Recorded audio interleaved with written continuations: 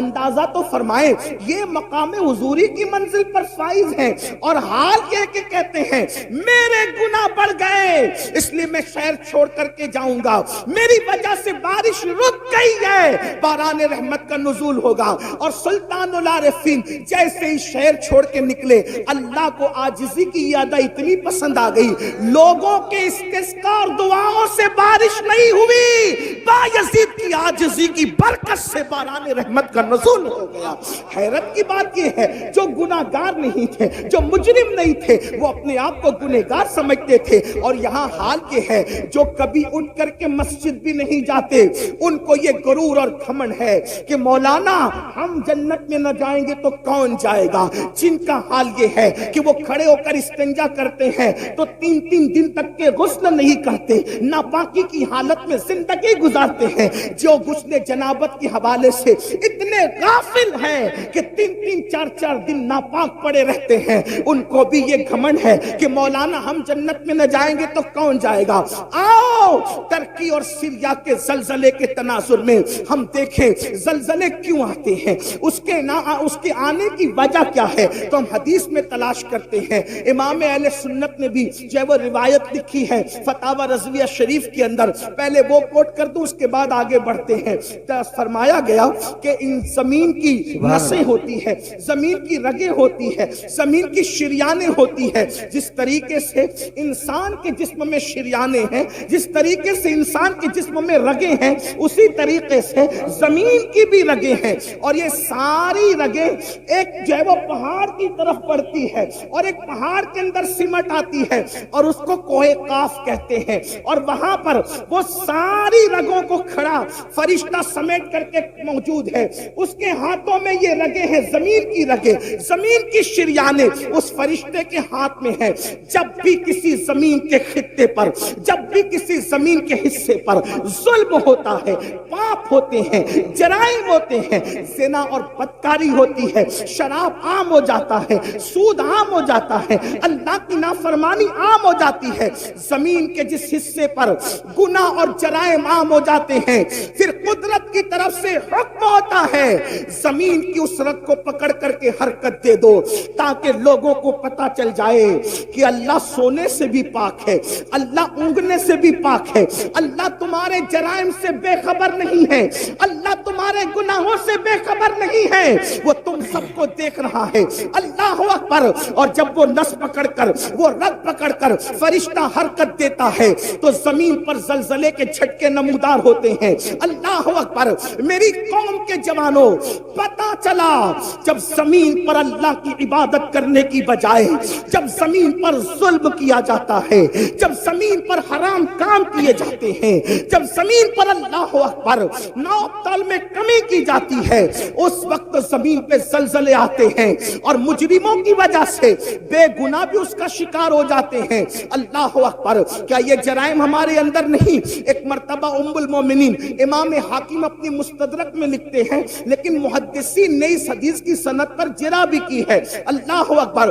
بعض محدثین نے جرح کی، امام حاکم نے اس کو صحیح کہا، لیکن میں امام حاکم کی جو ہے وہ صحت کی بات کو سامنے رکھ کر بالکل نصیحت کے طور پر یہ بات پیش کرتا ہوں۔ ایک مرتبہ ایک جوان ام المومنین سیدہ عائشہ صدیقہ کے پاس آیا۔ کون عائشہ صدیقہ؟ مفتی 4 ملت۔ کون عائشہ صدیقہ؟ جس کے بستر پہ قرآن نازل ہوتا ہو۔ کون عائشہ صدیقہ؟ سینکڑوں صحابہ اور ہزاروں تابعین جس کے شاگرد ہوں۔ ان سے پوچھا امی جان یہ بتائیں کہ زلزلے کیوں آتے ہیں، زلزلے آنے کی وجہ کیا ہے؟ تو ام المومنین نے اس کی طرف سے چہرہ پھیر لیا۔ چہرہ پھیرنے کی وجہ یہ تھی کہ زلزلہ آنے کی وجہ اتنی نازک بیان کرنا چاہتی تھی کہ اس کے سامنے بیان نہیں کرنا چاہتی تھی۔ بیک گراؤنڈ حدیث کا یہی بیان کر رہا ہے۔ پوچھنے والے نے پوچھا تو اس کو بیان نہیں فرمایا، یعنی جب اس نے سوال کیا تو چہرہ پھیر لیا۔ لیکن اللہ اکبر، پھر حضرت عبداللہ نے پوچھا امی جان آپ بتائیں کہ زلزلہ کیوں آتا ہے اور زلزلہ آنے کی وجہ کیا ہے؟ تو اس وقت ام المومنین نے ان کو جواب دیا، حضرت عبداللہ کو جواب دیا، عبداللہ زلزلہ آنے کی وجہ یہ ہے جب عورتیں اس نیت سے گھر سے خوشبو لگا کر کے نکلتی ہے کہ لوگ ان کے حسن کے فریب میں مبتلا ہو جائیں، ان کی طرف راغب ہو. خوشبو لگا کر کے عورتیں اپنے گھروں سے اس لیے نکلتی ہے کہ لوگ ان کے فتنے میں مبتلا ہو. پھر اس وقت زلزلے آتے ہیں جب عورتیں نامحرم اور مردوں کے سامنے، جب عورتیں نامحرم مردوں کے سامنے، اجنبی مردوں کے سامنے ننگی ہونے لگتی ہے، زنا کے لیے تیار ہو جاتی ہے، اپنے جسم کو پیش کرنے لگتی ہے، اس وقت زلزلے آتے ہیں. اللہ اکبر. ابھی آگے اور بھی روایتیں پڑھی جائے گی، اگر وقت رہا تو جتنا وقت مجھے دیا گیا میں اسی میں گفتگو مکمل کروں گا، لیکن آپ کی توجہ چاہتا ہوں. آپ سے پوچھتا ہوں، کیا ہماری بہن بیٹیاں آج گھروں سے عطر لگا کر نہیں نکل رہی ہے، خوشبو لگا کر نہیں نکل رہی ہے، پرفیوم لگا کر کے نہیں نکل رہی ہے، خوبصورت بن کر کے نہیں نکل رہی ہے، میک اپ کر کے نہیں نکل رہی ہے؟ آج اللہ اکبر مسلمانوں کا حال یہ ہو گیا، شادی کے موقع پر صرف چہرے بنانے کے لیے بیوٹی پارلروں میں جتنا خرچ ہوتا ہے اگر اس کا اندازہ لگایا جائے تو لاکھوں روپے صرف بیوٹی پارلر کی نظر ہو جاتے ہیں. میں پوچھنا چاہتا ہوں مسلمانوں، صرف داڑھی رکھنے سے ہم نجات نہیں پا سکتے، صرف 5 وقت کی نماز بھی ہمیں نجات کے سائل تک نہیں پہنچا سکتی، سروں پر ٹوپیاں رکھنا بھی ہمیں نجات تک نہیں پہنچا سکتا. اس وقت تک جب تک کہ ہم پورے دین پر عمل نہ کریں.